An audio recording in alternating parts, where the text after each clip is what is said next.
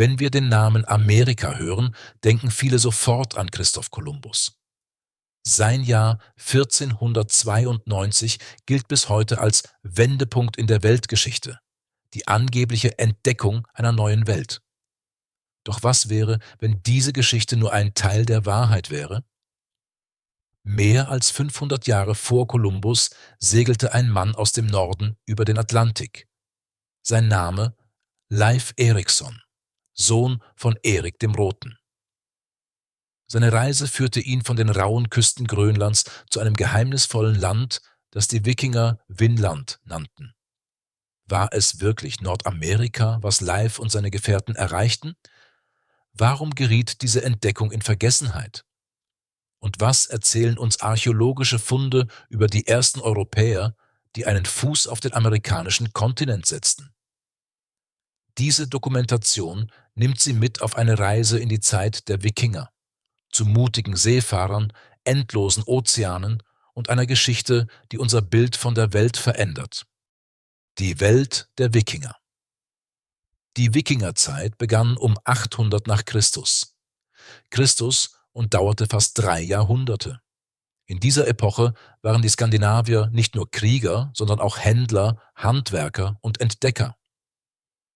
Ihre Schiffe, die berühmten Langschiffe und Knorrschiffe, machten sie zu Herren der Meere. Von Norwegen und Dänemark aus segelten sie nach England, Frankreich, Spanien und sogar bis ins Mittelmeer. Über die Flüsse Osteuropas gelangten sie nach Kiew, Nowgorod und Konstantinopel. Ihr Handelsnetz reichte bis ins Kalifat nach Bagdad. Erik der Rote und die Entdeckung Grönlands. Eine Schlüsselrolle spielte Leifs Vater, Erik der Rote. Wegen eines Totschlags wurde er aus Norwegen und später aus Island verbannt. Doch Verbannung bedeutete für die Wikinger oft auch neue Horizonte. Erik segelte nach Westen und entdeckte um 985 nach Christus. Die riesige Insel Grönland.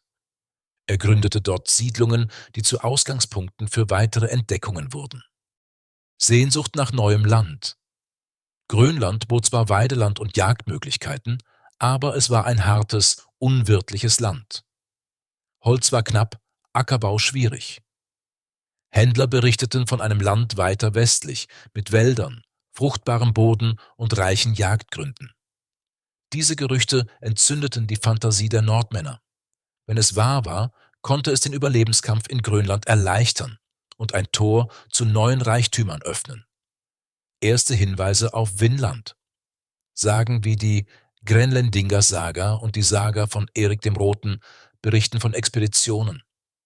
Zunächst war es Bjarni Herjolfsson, ein norwegischer Händler, der um das Jahr 986 vom Kurs abkam und ein unbekanntes Land im Westen sichtete, ohne dort zu landen. Leif Erikson hörte diese Geschichten und beschloss, das Geheimnis zu lüften. Mit einer Mannschaft von etwa 35 Männern segelte er nach Westen, dorthin, wo kein Europäer zuvor bewusst einen Fuß gesetzt hatte. Im Jahr um 1000 nach Christus brach Leif Erikson von Grönland auf. Sein Ziel war es, das geheimnisvolle Land im Westen zu finden, von dem Händler und Seeleute berichtet hatten. Er war jung, entschlossen und mutig. Ein Mann, der im Schatten seines Vaters Erik des Roten stand, aber sein eigenes Kapitel in der Geschichte schreiben wollte.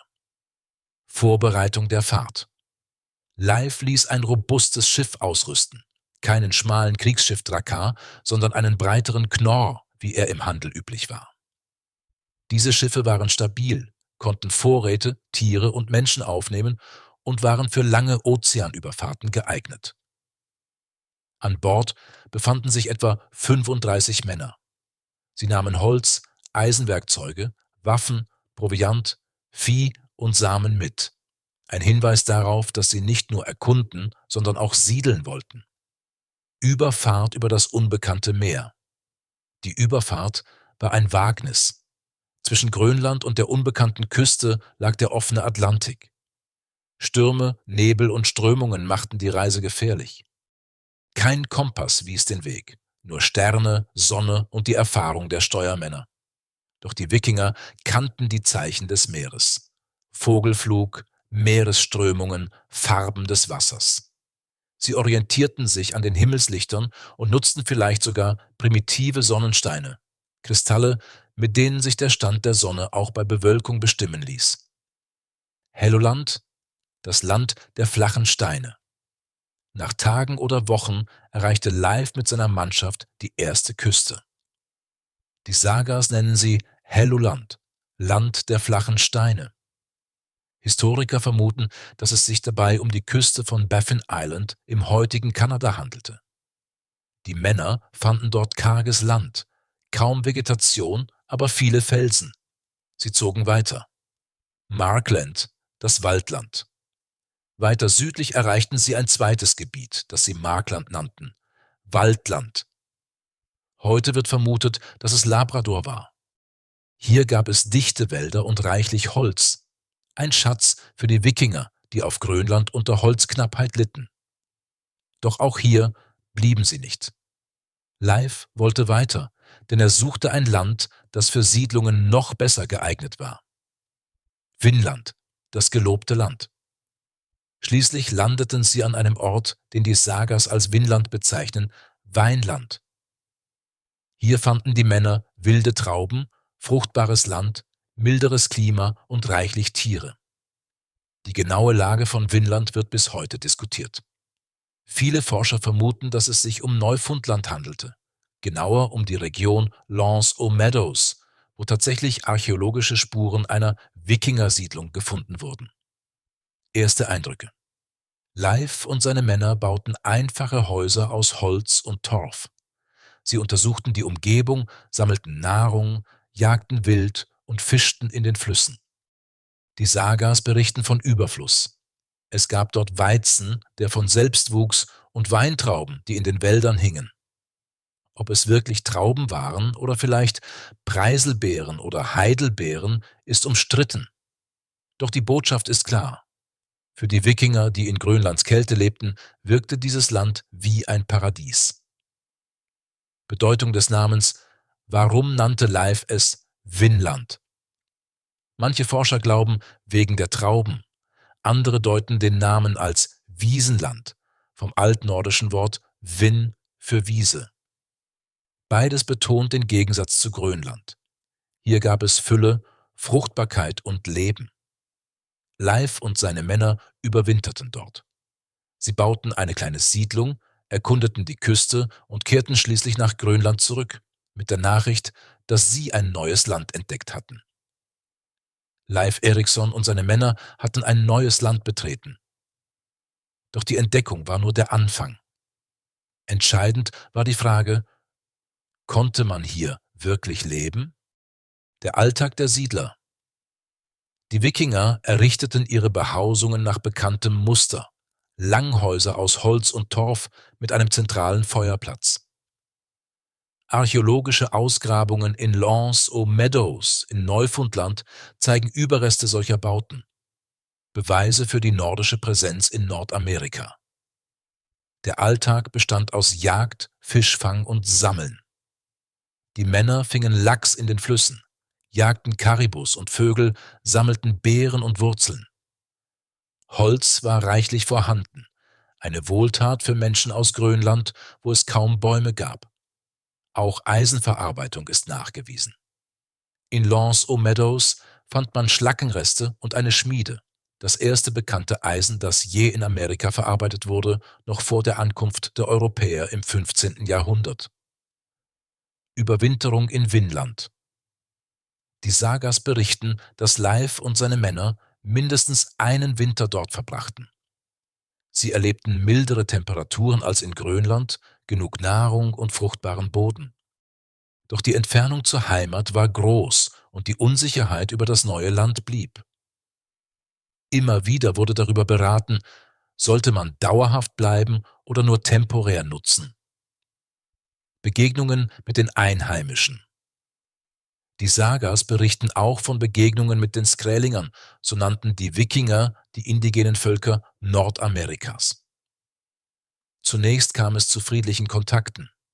Die Wikinger tauschten Waren, rote Stoffe, Milchprodukte und Eisenwerkzeuge gegen Felle und Nahrung. Diese frühen Begegnungen zeigen, dass Handel die erste Sprache zwischen den Kulturen war. Doch bald kam es zu Konflikten. Die Quellen berichten von Missverständnissen, Streitigkeiten und schließlich gewaltsamen Auseinandersetzungen. Einmal erschreckten die Wikinger die Einheimischen mit dem Geräusch von Eisenwaffen. Ein anderes Mal kam es zu Kämpfen, bei denen mehrere Männer starben. Diese Spannungen machten deutlich, dass eine dauerhafte Besiedlung schwierig sein würde. Archäologische Bestätigung. Bis ins 20. Jahrhundert galt Vinland für viele Historiker als bloße Sage. Erst die Ausgrabungen von Helge und Anne Stine Ingstad in den 1960er Jahren brachten die Wende. In Lance aux Meadows fanden sie 8 Gebäude im typischen Wikinger-Stil, Eisenwerkstätten, Spinnwirtel und Werkzeuge aus nordischem Kontext. Radiokarbondatierungen zeigten, sie stammten aus der Zeit um 1000 nach Christus. Christus damit war klar. Die Sagas erzählten keine Legende, sondern historische Realität. Die Wikinger hatten Nordamerika tatsächlich erreicht, 500 Jahre vor Kolumbus. Das Ende des Finnland-Abenteuers. Trotz der Entdeckung blieb Finnland nicht dauerhaft besiedelt. Die Gründe sind vielfältig. Die Entfernung zu Grönland und Island war zu groß. Die Zahl der Siedler war zu gering, um dauerhaft zu bestehen. Konflikte mit den Einheimischen machten das Leben gefährlich. So zogen sich die Wikinger nach einigen Jahren zurück. Doch die Erinnerung an Vinland blieb in Geschichten, die über Generationen weitergegeben wurden. Die Entdeckung Finnlands war eine Sensation, doch sie sollte nicht in die Geschichtsbücher eingehen. Um zu verstehen, warum, müssen wir uns die Bedeutung und die Grenzen dieser Fahrt genauer ansehen. Hoffnung auf neues Land. Für die Wikinger war Vinland ein Symbol. Es zeigte, dass ihre Schiffe und ihre Navigation so leistungsfähig waren, dass sie selbst den Atlantik bezwingen konnten. In einer Welt, die von Küsten und Flussläufen dominiert war, war das eine technische Meisterleistung. Finnland bot Holz, fruchtbare Erde und Tiere. Für die Siedler Grönlands war dies von unschätzbarem Wert, da dort Ressourcen knapp waren. Berichte von Leif und seinen Männern inspirierten weitere Expeditionen, etwa unter Thorvald, Thorstein und Thorfinn Karlsefni. Kurzlebige Kolonien. Diese Nachfolger versuchten, dauerhafte Siedlungen zu gründen. Doch die Realität erwies sich als härter. Zu wenig Menschen wagten die Auswanderung. Der Kontakt zu den Einheimischen war konfliktreich. Die Logistik über tausende Kilometer war für die damalige Zeit kaum zu bewältigen. So blieben die Siedlungen klein, kurzlebig und ohne nachhaltigen Einfluss auf die Weltgeschichte. Warum geriet Finnland in Vergessenheit? Obwohl die Sagas die Fahrten überlieferten, ging Finnland im kollektiven Gedächtnis Europas weitgehend verloren. Gründe dafür: geografische Isolation. Finnland lag am äußersten Rand der bekannten Welt. Ohne ständige Kontakte oder Handel war es kaum möglich, Bedeutung zu bewahren. Pragmatische Prioritäten. Für die Wikinger war Byzanz, das Frankenreich oder Kiew wirtschaftlich und politisch weitaus relevanter als eine ferne Siedlung, die kaum erreichbar war. Christliche Umbrüche. Im 11. Jahrhundert begann die Christianisierung Skandinaviens. Neue Werte, neue Machtstrukturen und neue Schriftkulturen verdrängten viele alten Traditionen. Die Finnlandgeschichte passte nicht in das Selbstbild der christlich geprägten Königreiche. Fehlende schriftliche Fixierung. Die meisten Berichte existierten nur mündlich. Erst Jahrhunderte später wurden die Sagas niedergeschrieben. Und da war Finnland längst eine Legende, nicht mehr politische Realität. Europa ohne Amerika. So paradox es klingt. Die Wikinger hatten Amerika entdeckt, aber Europa war noch nicht bereit für diese Nachricht. Es fehlte an Technologie, an politischem Willen und an ökonomischer Motivation, um daraus eine dauerhafte Verbindung zu machen. Die Entdeckung blieb eine Fußnote in den mündlichen Erzählungen, und Kolumbus sollte erst 500 Jahre später das Tor nach Westen für Europa dauerhaft öffnen. Stimmen der Forschung. Der Historiker Gwyn Jones schrieb: Vinland war eine Entdeckung ohne Folgen. Es war ein Triumph der Navigation, aber ein Strohfeuer in der Weltgeschichte. Erst die Neuzeit konnte Amerika wirklich integrieren.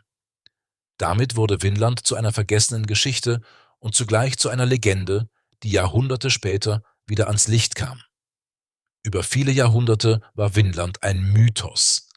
Die Sagas wurden zwar überliefert, aber Gelehrte des Mittelalters und der Neuzeit hielten sie für Legenden oder Seemannsgarn. Erst die moderne Archäologie brachte die Wahrheit ans Licht. Zweifel und Legenden. Im 19. Jahrhundert begann das Interesse an den Vinland-Sagas neu zu erwachen. Doch Historiker waren gespalten. Waren die Texte nur literarische Fiktionen, religiös überformte Geschichten oder echte Reiseberichte?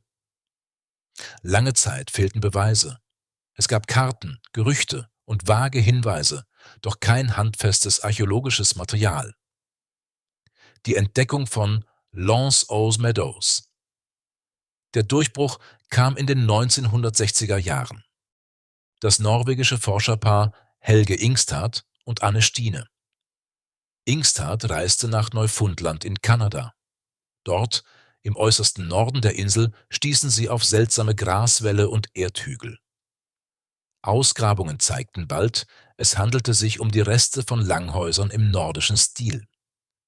Die Konstruktion, die Form und die Bauweise entsprachen eindeutig der nordischen Architektur aus dem 11. Jahrhundert. Neben den Gebäuden fanden Archäologen eine Schmiede mit Schlackeresten, das erste Eisen, das je in Amerika verarbeitet wurde, Spinnwirtel und Nadeln aus Bronze, typisch für nordische Frauen, Werkzeuge und Holzreste, die sich ins Muster der Wikingerzeit einfügten. Radiokarbondatierungen bestätigten, die Siedlung stammte aus der Zeit um 1000 nach Christus. Christus, genau jener Epoche, die die Sagas beschrieben. Der Beweis der Vinland-Sagas. Mit L'Anse-aux-Meadows war klar, die Wikinger hatten Amerika erreicht. Es war keine Legende, sondern historische Realität. Die UNESCO erklärte den Ort zum Weltkulturerbe. Heute ist er ein Freilichtmuseum, in dem rekonstruierte Langhäuser zeigen, wie Leif und seine Männer dort gelebt haben könnten. Bedeutung für die Forschung. Die Entdeckung veränderte das Bild der Weltgeschichte. Kolumbus blieb zwar der Mann, der Amerika für Europa öffnete, doch Leif Erikson wurde als der erste Europäer auf amerikanischem Boden anerkannt. Archäologen und Historiker diskutieren seither intensiv, war L'Anse-aux-Meadows nur ein Basislager für weitere Expeditionen? Gab es noch andere Siedlungen, vielleicht weiter südlich, wo das Klima milder war? Was bedeuten Funde von nordischen Artefakten in Maine oder anderen Regionen? Bis heute suchen Forscher nach neuen Spuren. Moderne Rezeption. In den USA wird Leif Erikson inzwischen mancherorts als eigentlich erster Entdecker Amerikas gefeiert. In Minnesota und anderen Staaten mit skandinavischen Einwanderern stehen Statuen zu seinen Ehren.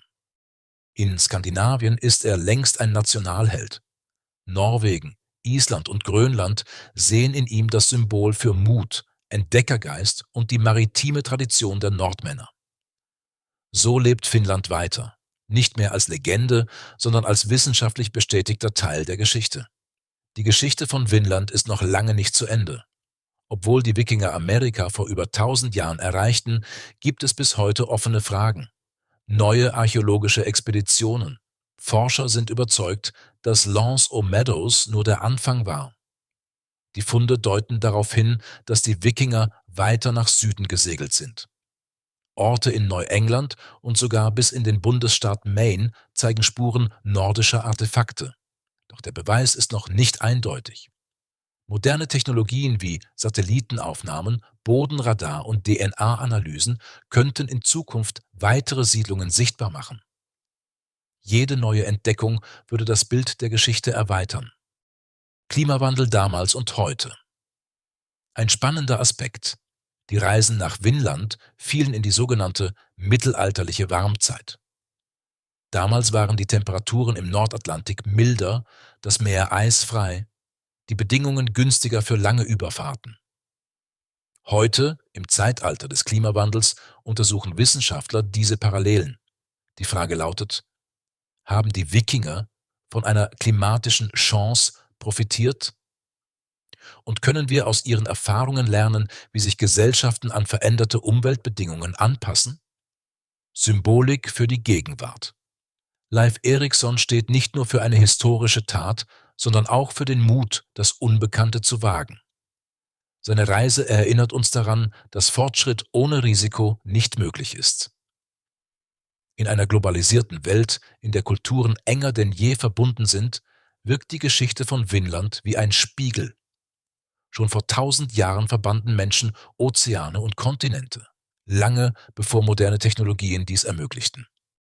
Prognose: Es ist denkbar, dass künftige Ausgrabungen beweisen, dass die Wikinger weiter nach Süden vordrangen, vielleicht bis in die Region des heutigen New York oder gar noch weiter. Auch könnten genetische Analysen Spuren nordischer Präsenz in indigenen Bevölkerungen nachweisen. Die Zukunft der Forschung liegt in der Verbindung von Archäologie, Naturwissenschaft und digitaler Technik. Damit könnten wir bald noch mehr über das Kapitel erfahren, das die Wikinger in der Weltgeschichte geschrieben haben. Schlusswort: Sprecher: Leif Erikson und seine Männer betraten ein neues Land und veränderten damit die Geschichte. Auch wenn ihre Siedlungen in Finnland nicht von Dauer waren, bewiesen sie, dass der Atlantik kein unüberwindbares Hindernis war. Sie waren 500 Jahre vor Kolumbus in Amerika. Sie jagten, siedelten, handelten und begegneten den Menschen, die dort lebten. Sie brachten nordische Kultur an die Küsten der neuen Welt und kehrten zurück mit Geschichten, die Generationen überdauerten. Die Welt war noch nicht bereit, diese Entdeckung zu nutzen. Doch für uns heute ist sie ein Symbol für Mut, für Entdeckergeist und für die Kraft, die eigenen Horizonte zu überschreiten.